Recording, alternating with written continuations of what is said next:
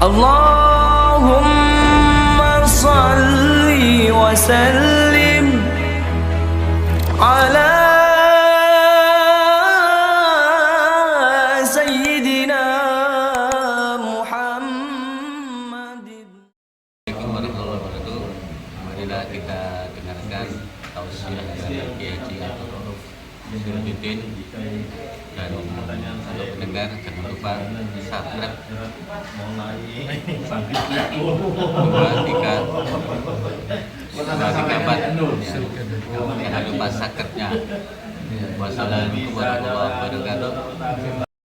Allahumma inna nas'aluka ridhaka wal jannah wa na'udzu bika min sakhatika wan nar. Allahumma inna nas'aluka ridhaka wal jannah wa na'udzu bika min sakhatika wan nar. Allahumma inna nas'aluka ridhaka wal jannah wa na'udzu bika min sakhatika wan nar. Ya alima sirri minna la tahtiki shidra anna وآفنا واعف عنا وكلنا حيث كنا يا عليم السر منا لا تهتك شدر عنا وآفنا واعف عنا وكلنا حيث كنا يا عليم السر منا لا تهتك شدر عنا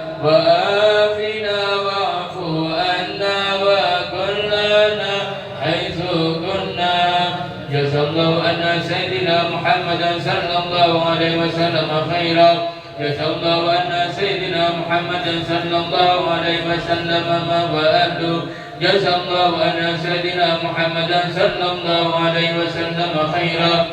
Jazallahu anna sayyidina Muhammadan sallallahu alaihi wasallam ma wa'adu.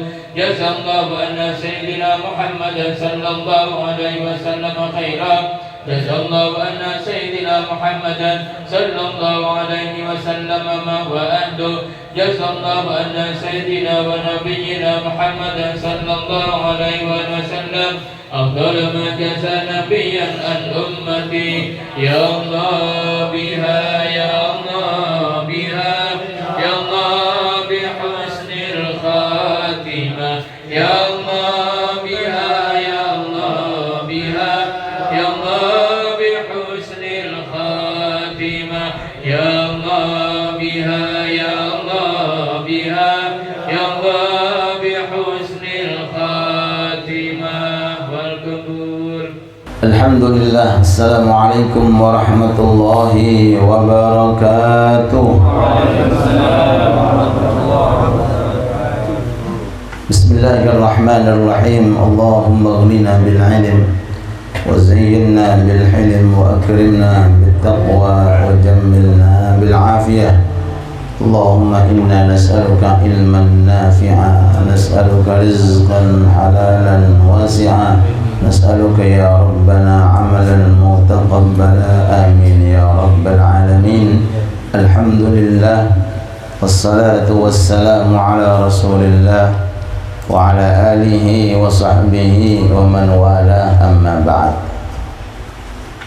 Hadirin sesepuh seluruh jamaah Majelis Ta'lim Jalsah Isnin yang senantiasa mudah-mudahan semua hajat-hajatnya dikabulkan oleh Allah, semua urus-urusannya dipermudah oleh Allah, dan mudah-mudahan selalu diberi oleh Allah Ta'ala berkah dalam mencari ilmu, dalam menuntut ilmu, dalam menghadiri majelis ta'lim, sehingga nanti kita pulang dengan membawa oleh-oleh berkah dari Allah, petunjuk dari Allah, rahmat dari Allah untuk anak-anak kita dan keluarga kita serta lingkungan-lingkungan kita, amin ya rabbal alamin.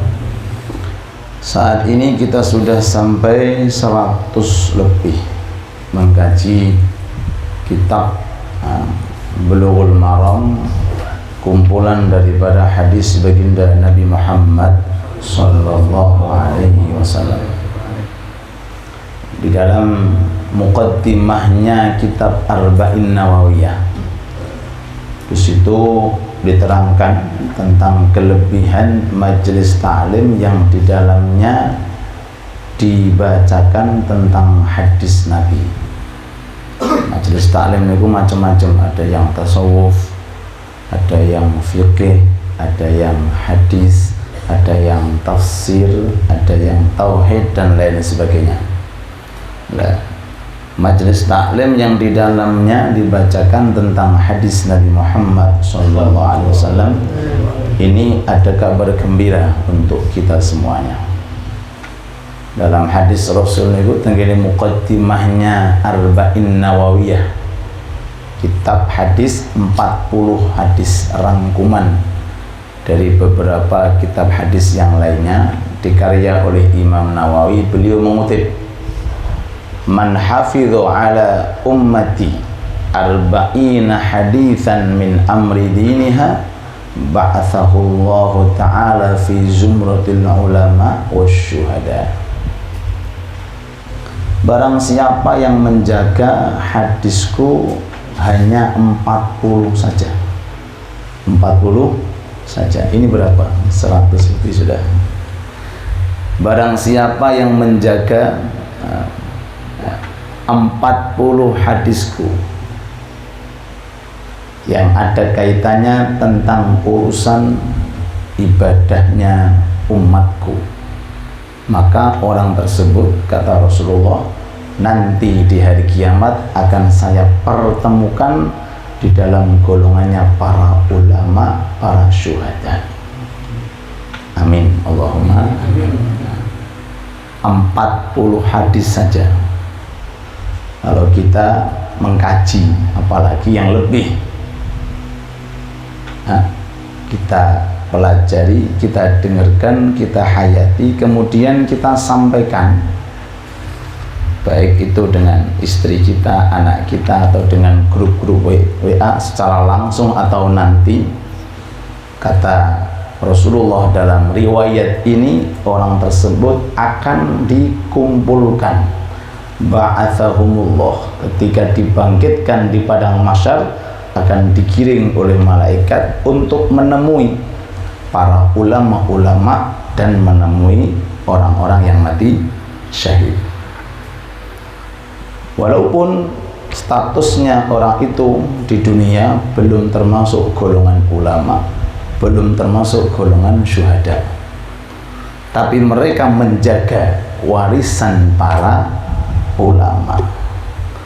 Menjaga warisan para ulama ya dengan cara mengkaji, dengan cara mendengarkan, dengan cara mempelajari, dengan cara menghadiri pengajian. Ini riwayat pertama ini, orang tersebut akan berkumpul dengan orang-orang yang mati syahid dan para ulama. Riwayat yang kedua, ba'athahu aliman faqihan. Orang itu akan dibangkitkan dengan status dados tiang alim dan dados tiang pinter fikih. Masya Allah. Kalau riwayat yang pertama dikirim, dikumpulkan, dipertemukan. Kalau ini riwayat bangun dari alam barzah menuju ke mahsyar, tiba-tiba dados tiang alim. Masya Allah. Ya kados ilmu laduni, tiba-tiba aliman, pinter, dados tiang alim, faqihan, dados tiang pinter ilmu fikih. Nah ini doaipun Rasulullah. Apa? Janjinipun Rasulullah. Riwayat yang ketiga, kuntu lahu syafi'an wa syahida. Aku akan mencari orang tersebut supaya tak kasih syafaat. Kuntu syafi'an. Dan kalau seandainya di dunia ini ada orang seandainya membuat kitab, tulisanlah, dicetak, kemudian kitab ini dipegang, kemana-mana dibawa, diperhatikan, disamai, kemudian diajarkan. Bagaimana kira-kira senengnya orang yang ngarang kitab? Seneng, dihormati kitabku. Atau mungkin contohnya mungkin sarung lah, sarung. Sarungku tinggal terus, Itu loh sing gawe aku pabrikku seneng. Bagaimana kira-kira senengnya Nabi Muhammad SAW dari jauh sana-sana, masya Allah, yang dibawa kitab, nggak peduli ada hujan, insya Allah tetap datang. Kepanasan tetap datang dengan membawa kitab, masya Allah. Rasulullah senang dan bahagia, sehingga janji Rasulullah di akhirat akan saya cari, akan saya kasih syafaat. Riwayat yang keempat, qila lahu udkhul min ayyi babil jannah syi'ta. Riwayat yang keempat, malaikat Ridwan ngomong, masuk surga bebas pintu yang mana silakan. Ini keterangan ini kadang-kadang jarang orang ngerti, makanya kadang-kadang orang belum bisa hadir karena nggak tahu. Nah, tugas kita untuk memberikan tahu. Kalau kita kumpul dengan teman-teman di warung kopi seandainya, atau lagi goes seandainya, atau lagi duduk-duduk, perlu disampaikan hal semacam ini. Atau yang paling mudah melalui apa? WhatsApp di grup-grup kita. Loh, qila lahu, orang yang cuma ngaji 40 hadis tok, hafidho, itu kalau bahasa pondokan apal. Enggak. Imam Nawawi mengatakan enggak harus apal, bahkan enggak tahu artinya. Imam Nawawi kalau mengartikan makna hafidho, itu bukan versi para santri harus apal. Ya. Imam Nawawi mengatakan yang penting dipelajari, disampaikan, walaupun enggak tahu artinya. Masya Allah, tetap mendapatkan kelebihan dan keutamaan. Qila, dikatakan, yakni salah satu malaikat mengatakan qila lahu, kepada ini orang yang menjaga 40 hadis tadi, udkhul, masuklah, bi ayyi abwabil jannah, bebas pintu surga yang mana yang kamu suka silahkan. Pintu sholat masuklah, pintu sedekah masuklah, pintu jihad masuklah, pintu puasa bagi anak-anak ayyamul bid malam ini mudah-mudahan diterima oleh Allah masuklah. Pintu apa? Bebas 8 pintu, 1 di antara 8 pilih. Barokai hadis Nabi Muhammad Sallallahu Alaihi Wasallam. Mudah-mudahan kita, anak-anak kita, keluarga kita, istri kita, kerabat kita, insya Allah mendapatkan guyuran daripada rahmatnya Allah Subhanahu Wa Taala, sehingga semuanya insya Allah mendapatkan surganya Allah. Amin ya Rabbal Alamin. Itu 4 riwayat yang saya sebutkan daripada meneliti kembali di kitab Arba'in Nawawiyah. Asal tadi mungkin sudah tahu, di muqaddimahnya disebutkan itu 4 atau 5 riwayat. Bismillahirrahmanirrahim. An Aisyah, diriwayatkan dari Siti Aisyah radhiyallahu anha, hadis yang ke-102. Naam. La ilaha illallah. Qalat, beliau berkata, kana Rasulullah Muhammad sallallahu alaihi wasallam itu dulu idza ghtasala, kalau mandi, minal janabati, dari janabah, ketika mengalami hadas besar, beliau kalau mandi caranya yabda'u, beliau memulai fayaghsil yadayh, pertama kedua tangannya dicuci dulu,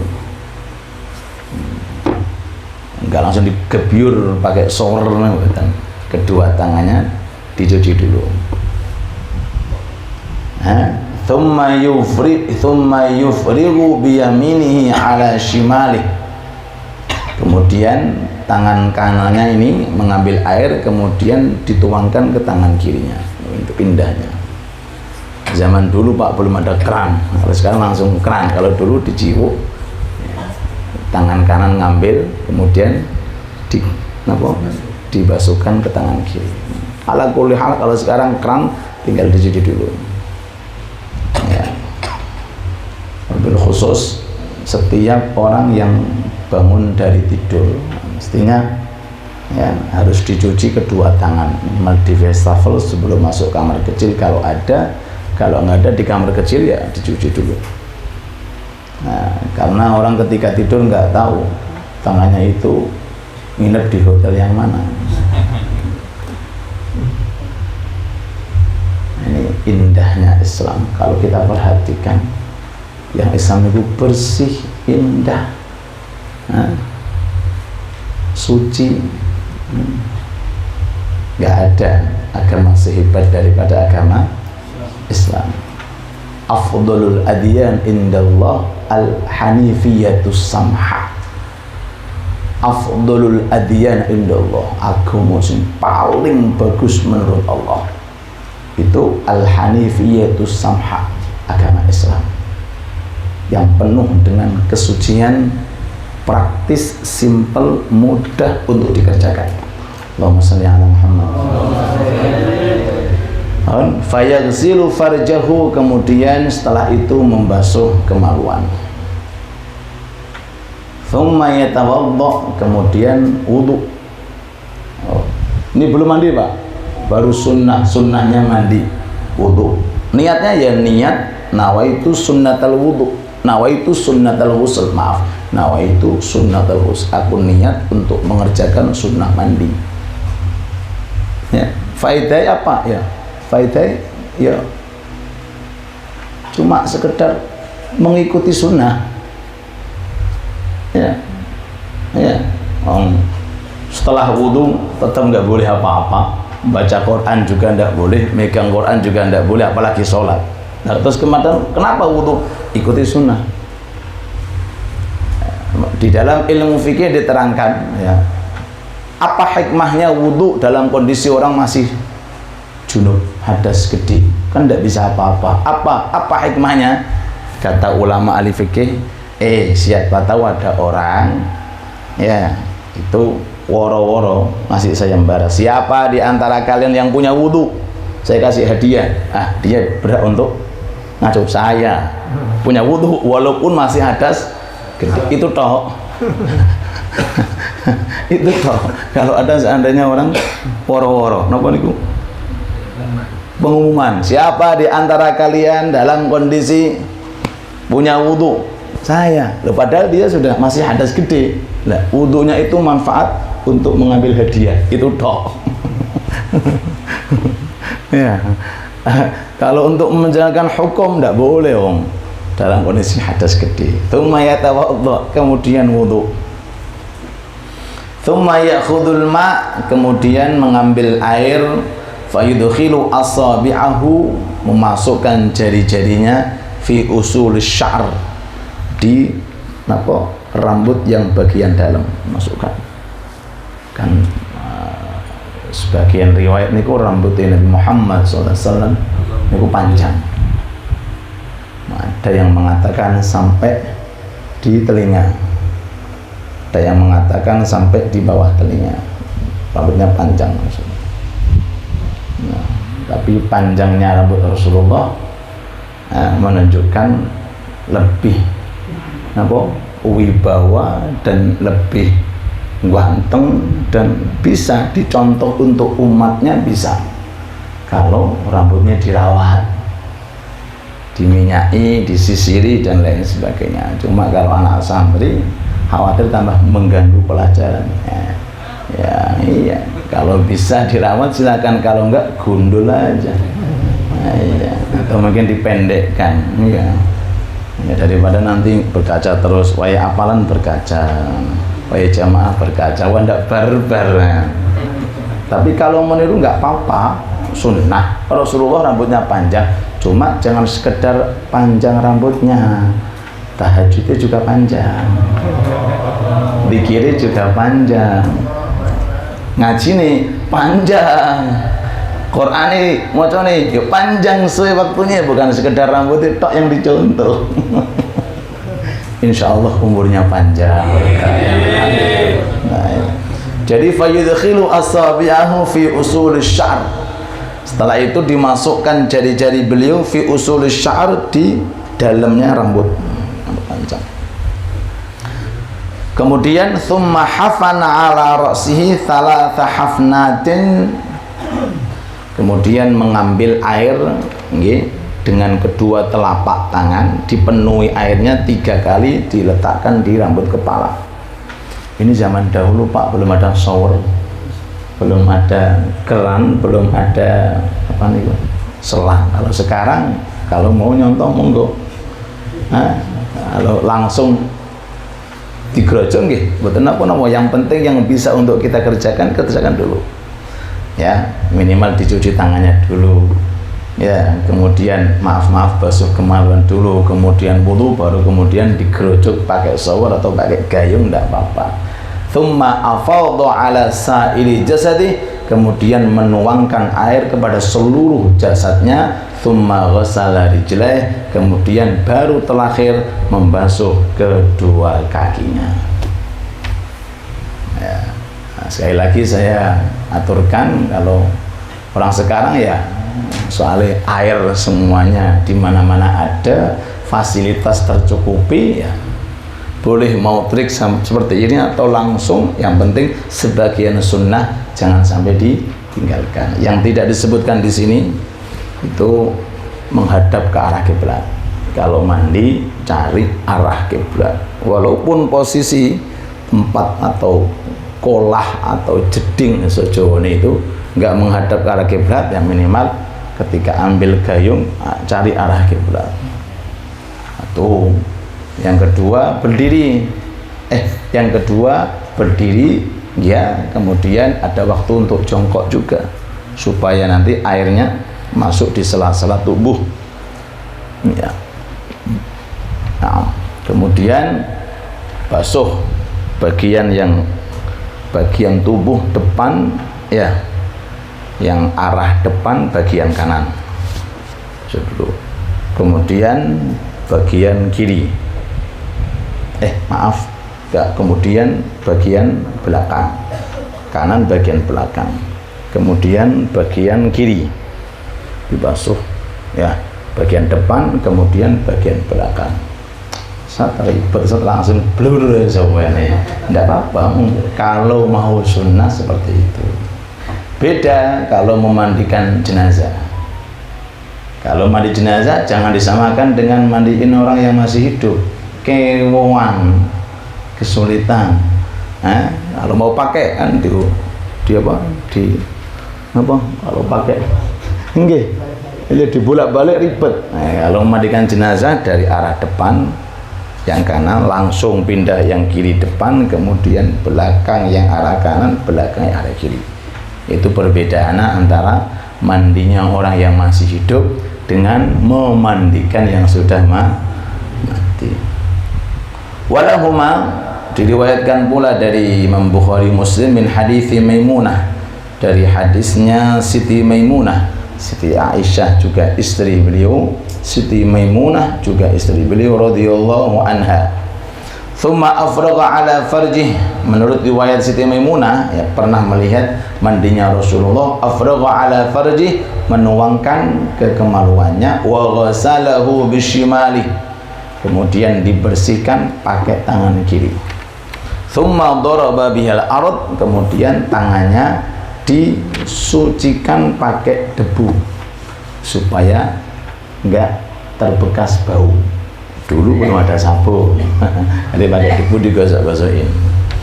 Wa fi riwayatin famasaha biturab, sebagian riwayat diusap menggunakan ambil debu kemudian diusap-usap, kayak orang-orang desa dulu seperti itu. Habis makan gulai, makan sate, nggak ada sabun, ngambil debu tuh, uyap-uyap selesai. Ya, diremes-remes supaya baunya enggak nempel. Tsumma ataituhu bil mindil. Sisi riwayat kata Siti Maimunah atau Siti Aisyah, aku datang dengan membawa mindil. Mindil itu apa? Anduk atau sapu tangan anduk.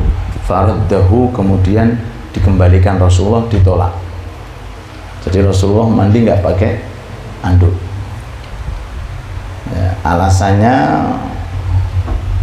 di dalam wudhu pun, ya, kalau bisa jangan diusap dengan handuk. Ketika mandi pun kalau bisa jangan pakai handuk, biarkan basah. Waduh, Ustaz ini mau kerjain nggak bisa. Ya, ini sunnah seperti itu. Ya, alasannya supaya kita tidak dikategorikan orang yang berusaha untuk lari dari ibadah. Seakan-akan sudah pengen lepas dari ibadah sampai di apa? diusapi sampai kering lho, ndak. Justru basahnya air basahnya badan dengan air wudhu habis dari mandi jenabah itu justru penuh dengan keberkahan karena masih ada sisa-sisa ibadah. Nah, makanya kan disunnahkan setelah wudhu itu minum sedikit dari sisa wudhu. Setelah wudhu dia sunnahkan untuk minum sedikit, jangan banyak-banyak, nanti pilek, sedikit aja. Nah, itu sunnahnya itu. Kenapa? Tabarrukan bi atharil wudhu. Tapi sisanya bukan air baru, sisa air wudhu. Dan itu mungkin bisa diamalkan ketika di masjid jamek yang wudhunya pakai nombok, nah itu hidup sedikit. Nah, itu kalau zaman sekarang ya. Kalau Rasulullah barokah. Jadi sisane wong mukmin niku barokai. Nggih, air ya sisa, jangan dibuang, diminum. Sisa dari orang mukmin niki barokah. Nggih. Nggih. Dukung orang sekarang wallahu a'lam. Iya. Nah, kalau kita di Hadramut, ya kalau ada majelis taklim itu biasanya ya bukan pakai gini. Pakai gelas yang agak gede, jadi kemudian diitirkan 10 gelas, diselibek, diminum, setelah itu diputar. Jadi para jamaah yang minum dari hasil minuman yang pertama itu. Bayangin Pak, fulan ahli tahajud, ahli dzikir, ahli untuk kabeh Pak, alim, soleh, masya Allah, ahli dzikir, ahli ini. Dan permasalahan ahlinya waktu nggak usah dibahas itu, insya Allah tidak ada. Ya, kalau barokah insya Allah itu dari hasil yang baik, nggak ada barokah dari hasil yang jelek, itu nggak ada. Nah, untuk memperkuat ini keterangan, Rasul pernah waktu itu mau ngambil air zam-zam dari timba yang sering digunakan oleh kaum muslimin. Mau ngambil, datang saja Rasulullah, saya ambilkan gayung yang baru. Tidak ada. Inilah ini apa? Bahasanya itu aku butuh dengan barokahnya orang-orang muslim. Itu Rasulullah. Kalau seandainya sisanya orang muslim itu tidak ada faedahnya, Rasulullah lebih berhak untuk menghindar. Tapi Rasulullah justru memberikan contoh ya. Mudah-mudahan kita semuanya diberi ilmu yang berkah yang manfaat. Ini summa ataituhu bil mindil faraddah. Ketika dikasih yang namanya mindil apa? Anduk tadi, faraddahu ditolak. Enggak andukan Rasulullah. Wa fihi wa ja'ala yanfudul ma' biyadihi. Dalam sisi riwayat Rasulullah yanfudul ma' biyadihi artinya apa bahasanya meringankan air dengan tangannya. Kan gobios diginikan tok, tidak diserbeti pakai gitu. Nah, kan masih basah diginikan tok. Itu yang fudul ma' biyadihi, tidak diandui. Ya, memang sunnahnya seperti itu ketika wudhu, kecuali ketika seseorang itu setelah wudhu ya tayamum. Kok sakit nyata, ada orang ya, tangannya luka tergores, ada perban ya, wudhu, ada air wudhu, nggak boleh tayamum mumpung ada air. Terus tapi bagaimana anggota ini kena perban? Gini caranya, wudhu ya, basuh muka, kan nggak ada perbannya, basuh muka. Nah, kemudian saat membasuh tangan, nah di sini waktunya untuk tayamum. Boleh dibasuh anggota yang sehat, meninggalkan anggota yang sakit. Setelah dibasuh jangan ngusap, karena ada kewajiban untuk tayamum di bagian yang kena perban. Nah, bagaimana tayamum? Wong mukanya penuh dengan air. Nah, maka ambil anduk, dikeringkan supaya nanti nggak kena debu. Setelah dikeringkan baru kemudian tayamum. Kan tayamum cuma muka dengan kedua. Setelah tayamum baru melanjutkan ngusap rambut kepala, membasuh kaki. Ini sebagian keterangan dalam fikih yang justru disunnahkan untuk menganduki muka walaupun masih ada air. Tujuannya supaya apa? Supaya ketika menjalankan tayamum debunya nggak nempel di muka. Tapi kalau enggak nih, mboten napa-napa, silakan nanti ya mukanya penuh dengan debu. Nah, itu keluar dari pembahasan kalau ada goresan di tangan, itu jangan seperti itu. Ada perbannya atau apa? Kan air nggak bisa masuk. Lo harus tayamum. Tayamum bagaimana? Tayamumnya belum masuk karena masih ada anggota pertama yaitu muka dibasuh dulu. Wah, setelah basuh muka kan baru masuk anggota yang kedua, tangan. Nah, ini ada satu di antara dua. Boleh tayamum dulu, boleh membasuh membasuh pakai air. Boleh tayamum dulu, boleh membasuh pakai air. Cuma afdolnya bagaimana? Afdolnya tayamum dulu supaya nanti ketika dibasuh tangannya dengan air itu akhirnya debunya hilang.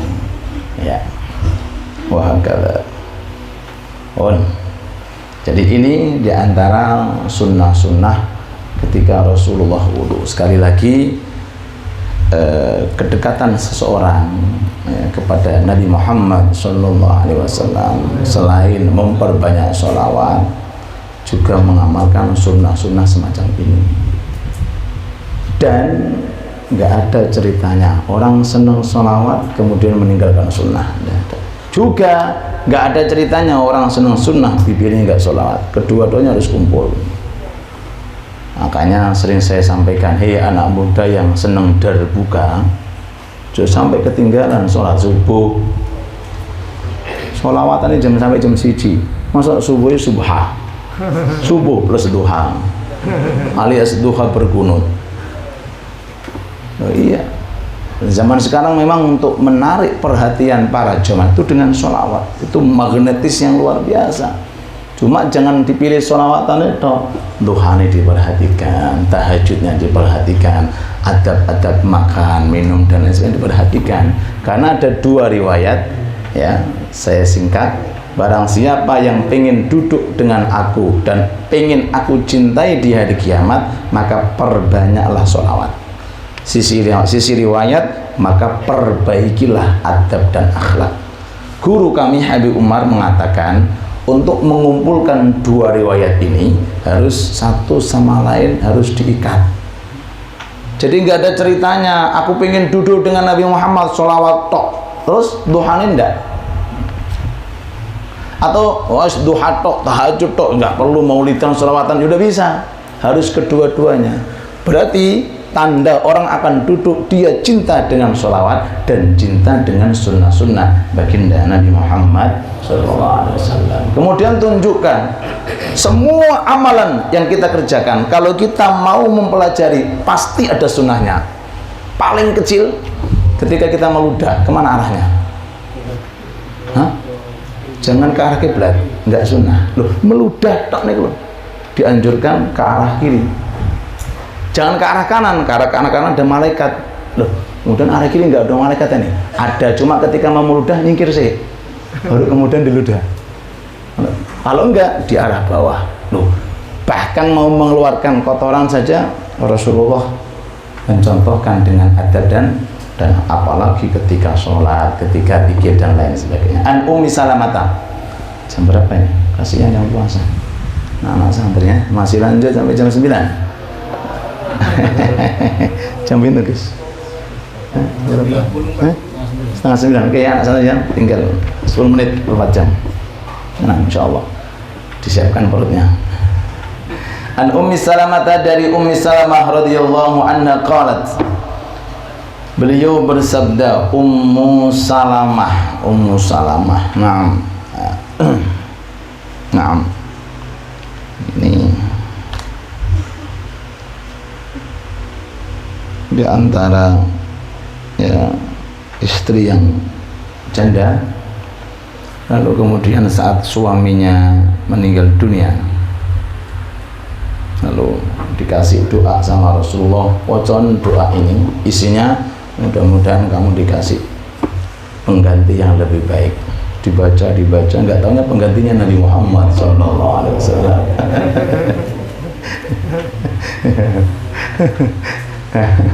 Kan gitu, abdilhu zaujan khairan min zauji, kan gitu. Dibolak-balik, nggak taunya Rasulullah yang datang.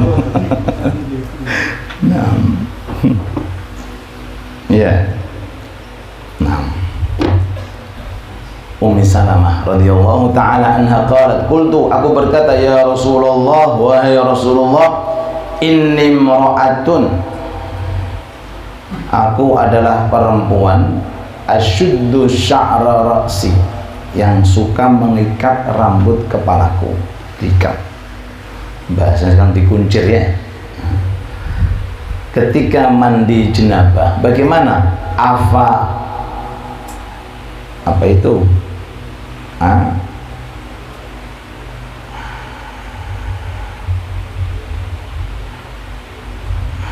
Afa angkuduhu lah. Ya, hamzahnya dua. Afa angkuduhu, apakah aku lepas ikatan itu li ghusl janabah, saat mandi jenabah. Mestinya gitu katanya, afa angkuduhu. Ini kok afangkudu, kalau sorobnya nahunya kan enggak, dari kata-kata nakodo yang kudu ya, mestinya afa angkuduhu ya, ada dua. Oh berarti ini ya, berarti ini nanti siapa ini, kalau ya sunnah kalau ada kitab salah dirubah, sunnah kalau ada kitab salah dirubah, atau kurang titiknya dikasih titik. Nah, itu amanah untuk menjaga ilmu. Ya, kalau miliknya langsung dirubah. Kalau milik orang lain minta izin dirubah. Nah, gitu. Ya, kita nggak bisa ngarang, nggak bisa apa, minimal lah membetulkan yang salah. Ya mungkin waktu ngetiknya lagi salah cetak, atau mungkin lagi kesusu, gesa-gesa, atau mungkin ya salah cetak.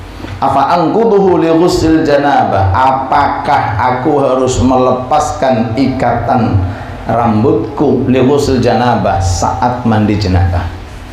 Fi riwayatin, sebagian riwayat, wal haidati, dan mandi haid. Qala la, kata Rasulullah,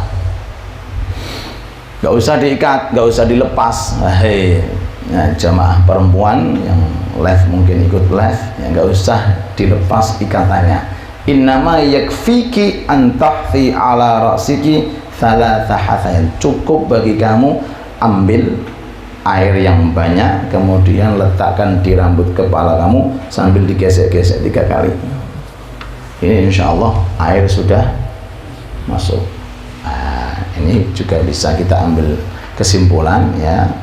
Makanya kalau tadi sudah saya sampaikan ya, kenapa kok kadang-kadang ada orang nggak mau rambut panjang ya, karena pengen apa?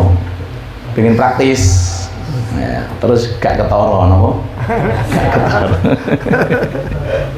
Sejauh ini gak konangan. Gak ketoro ya. Kalau panjang kan agak ribet.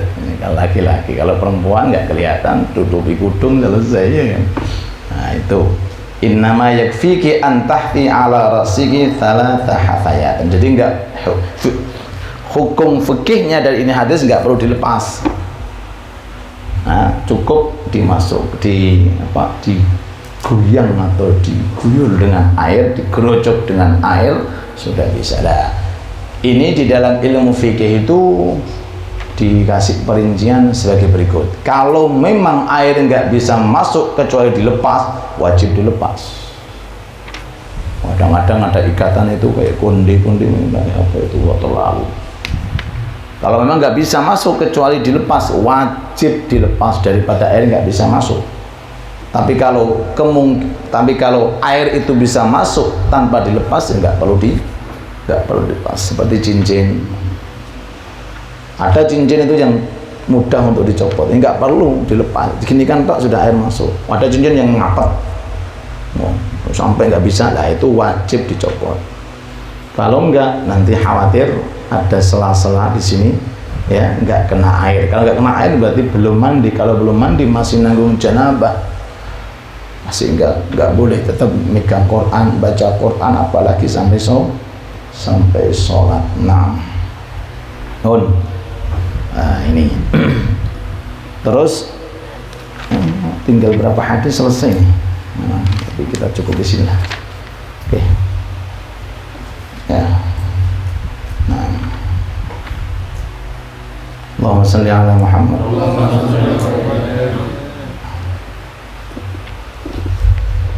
Satu lagi terakhir. Wa an Aisyah, diriwayatkan dari Siti Aisyah radhiyallahu anha qalat, qala Rasul Muhammad sallallahu alaihi wasallam bersabda, inni la uhillul masjida li haidin wala junubin. Siti Aisyah ini meninggal dunia Rasulullah umurnya masih 18 tahun. Masih 18 tahun sudah ditinggal wafat Rasulullah Siti Aisyah. Dan paling pinter-pinternya sahabat perempuan, afqahun nisa, perempuan yang paling pintar di bidang ilmu fikih ini Siti Aisyah. Makanya maksud dan tujuan Rasulullah meminang Siti Aisyah walaupun masih muda, tujuannya supaya banyak menampung ilmu. Khudhu nisfa dinikum min hadhil humairah, ambillah separuh agama kalian hai umat dari Aisyah binti Abi Bakar Siddiq. Aisyah ya, nah, perempuan ya, alimah, faqihah, hafidhah. Ya, monggo kalau jenengan gak ada putri nanti ya, rezeki kan di tangan Allah ya, monggo jenenge Aisyah, mungkin insya Allah tabarukan dengan Aisyah. Dan itu mujarab. Banyak saya lihat, bukan saya lihat, saya dengar fulana sing jenenge Aisyah ini orangnya lincah luar biasa. Wah, dikasih kelebihan karena mungkin ngambil barokah. Nah, makanya kalau enggih, kalau ada anak putri atau anak laki-laki ya nggak usah jauh-jauh minta nama apa itu buat nama, ikuti Rasulullah punya nama apa putrinya insya Allah. Nah, dari situ insya Allah ngambil tabarukan dengan nama-nama orang-orang saleh dan salihah insya Allah. Sudah tua Ustaz, ya cucunya ya bismillah. Oh ya bisa juga, Nabi Ibrahim pun juga dikasih oleh Allah Ta'ala nggih. Ishak juga tua. Nabi Yahya dikasih, Nabi Zakaria dikasih Nabi Yahya juga. Rezekinya Allah Ta'ala itu pasti ada, selalu ada. Inilah uhillul masjid, aku tidak menghalalkan masjid li haidin, bagi orang haid, wala junubin, dan orang yang memiliki hadas janabah. Artinya orang yang junub, orang yang mengandung hadis besar, baik junub atau haid, enggak boleh duduk di masjid, enggak boleh berada di masjid loh nggih, mboten mushola. Beda antara masjid dengan mushola. Nah, kalau pakai versi mushola bukan masjid. Nah, tapi ada yang mengatakan ya mushola masjid sama karena cuma istilah nama. Mushola juga tempat sujud, masjid juga tempat sujud, tempat jamaah juga tempat jamaah, cuma mushola gak tinggu jumatan gitu aja. Ya, ada yang mengatakan seperti itu. Ya. Alasannya kenapa? Karena khawatir nanti bisa mengotori masjid. Ya. Nah, ini kan zaman dahulu mungkin alatnya kurang praktis, nggak seperti sekarang. Kalau sekarang, masya Allah, ya, bisa dikatakan 100% nggak mungkin. Ya, tapi apakah tetap merubah hukum? Tetap nggak boleh. Karena ada kemungkinan itu masih ada. Ya, kemungkinan itu masih ada. Ya, baik itu mau sholat, acara RT-nan, RW-nan, pokoknya kalau sudah kena ini dua hadas, tolong dihindari karena termasuk menghormati daripada masjid. Ya, dalam hadisnya nggak ada penyebab kenapa, pokoknya hadisnya inilah larangan agama. Kalau ilmu fikih itu memberikan alasan kenapa, khawatir nanti masjid itu kotor. Makanya bagi orang yang haid yang berjalan tok tanpa diem itu tidak apa-apa. Berjalan tok dari pintu ke pintu, berjalan tok tanpa diem itu tidak apa-apa. Itu pun masih katanya jika tidak mengkhawatirkan masjid kotor. Kalau diem udah tidak boleh sama sekali. Nah, itu. Wallahu taala alam. Maaf waktu sudah masuk. Anak pondok lagi puasa. Terima kasih. Rabbana anfa'na bima 'allamtana yanfa'una rabbi faqina wa faqi alana wa qarabad lana fi dinina.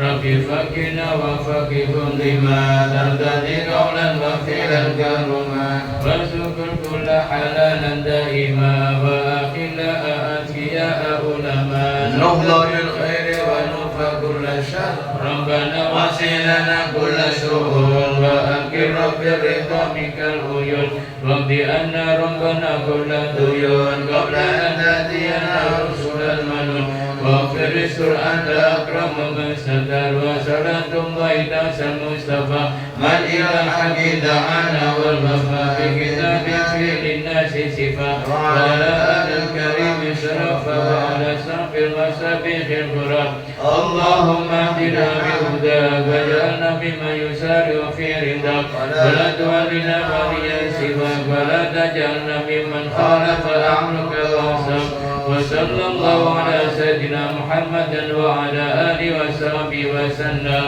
يا ربنا اعترفنا بأننا قد عرفنا وأننا أسرفنا على لدى أسرفنا فتب علينا توبة تغسل لكل حوبة واستر لنا الأورات وآمين الروات واغفر لوالدينا ربي ومولودينا والأهل والإخوان وسائر الخلان وكل ذي محبة أو جيرة أو صحبة والمسلمين أجمعين يا ربي اسمع فضلا وجودا منا لا باكتساب منا بالمصطفى الرسول نهدى بكل سور بالمصطفى الرسول نهدى بكل سور بالمصطفى الرسول نهدى بكل سور صلى وسلم ربي عليه عند الحب وآله وصحبه نجد صحبي والحمد لله في المد والتناهي مولاي صل وسلم دائما أبدا على حبيبك خير الخلق كلهم هو الحبيب الذي